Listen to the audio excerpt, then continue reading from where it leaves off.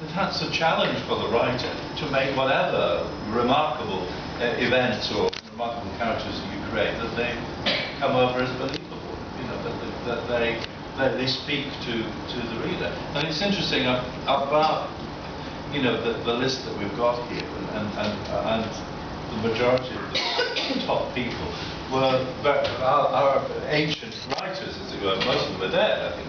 And it's what we want from a crime novel today. What do we want when we pick up a crime novel? What do we expect from that book?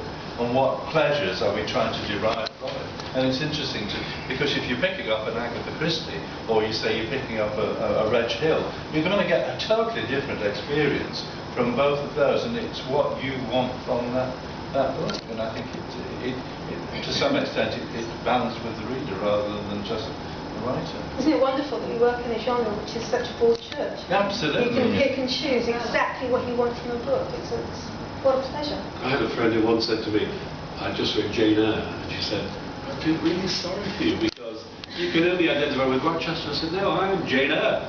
How can you read this book without being Jane Eyre? And can you read a Hannibal Lecter book without being Clarice Starling? I thought you look at me when you said it. I'd much rather identify with Hannibal Lecter, actually. But I mean, there are some very interesting levels of undercurrents of violence in that book that are not the immediately obvious ones that you associate with Silence of the Lambs. And at one point, Lecter does a character assassination on Clarice Starling, which is devastating. Absolutely devastating.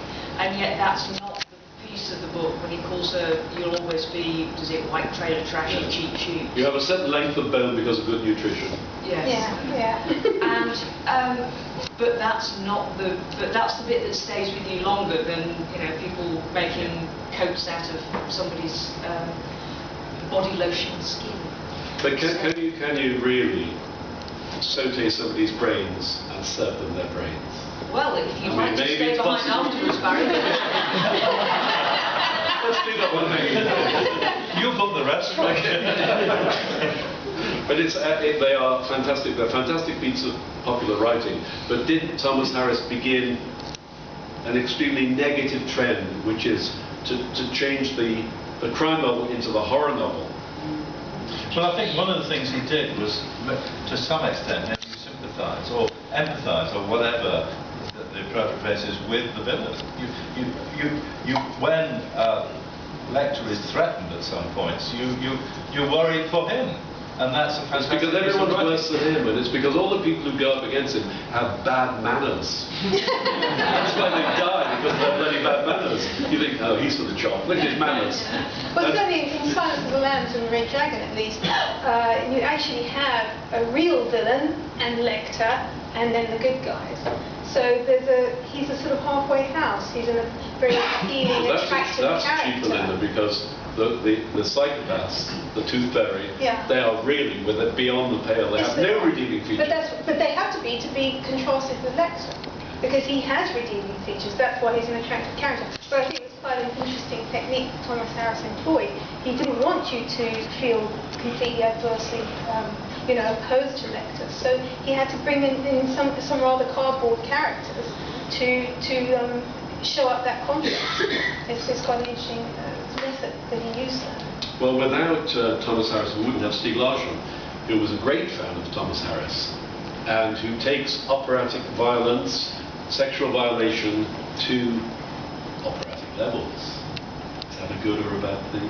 Don't even get me started on Stieg Larsson. I really... Say what you want. Well, luckily he's dead. I mean, really, I found that entire book repulsive. I couldn't believe. I found it really boring. I couldn't believe that the whole world seemed to have got through the first 100 pages of clunky, badly written, badly got. The first 100 pages are a problem. Yeah, and in any book, I mean, how can you get published? And it's just dreadful. And then everybody kept saying to me, stick with it until Lisbeth Salander comes in. She's such an amazing character.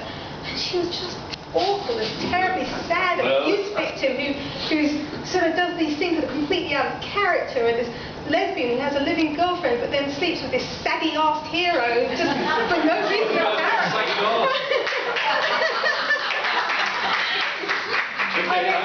I couldn't get. I don't. But what is your real feeling about it?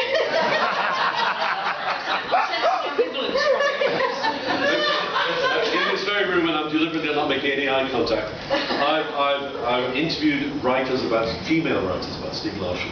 Several who are not in this room said to me, I want to be Lisbeth Salander. She kicks ass. Anybody messes with her, they pay a heavy price. Other female writers said to me she is a grotesque. They've really done me order. I'm really ashamed that women seem to have embraced her as some kind of feminist icon. I think it's embarrassing to women who've done it. David, can you make a comment on that as a male writer? I think it's just a trend that we're pressured to some extent by modern crime fiction to just go that one step beyond a little bit.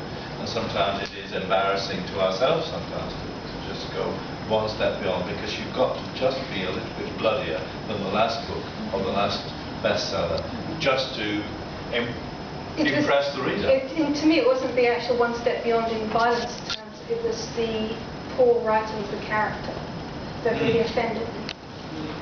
I had to have several goes at getting it, even as far as the first 100 pages of the first book, because of that great wodge of not seemingly unconnected backstory that was dumped into the story. But you're all wrong. Because there are millions of people out there who think Dan Brown is one of the great writers. Okay, you might not agree. They avidly consumed his books, and Stieg Larsson took crime writing sales through the roof. So what are these guys doing wrong? Obviously, absolutely nothing. Yeah, I mean, I think that with Dan Brown, I sort of really resisted reading the Da Vinci Code when it came out, because everybody was reading it. Every time he turned around on a train, somebody was reading it. I thought, I'm not going to read that crap. And eventually, I got it in a charity shop, and I couldn't put it down. And I thought, oh my God, this is amazing. And I felt so bad that I'd been mentally dissing Dan Brown that I actually gave him a mention in my book, Rubbernecker. I thought, I'm going to just let Dan Brown know I think his book was awesome, even if it is horribly written. It was just such a page turner. And I thought I was going to have the same experience with Stieg Larsson, but I will never forgive him for the fact that it was the only book I took on holiday.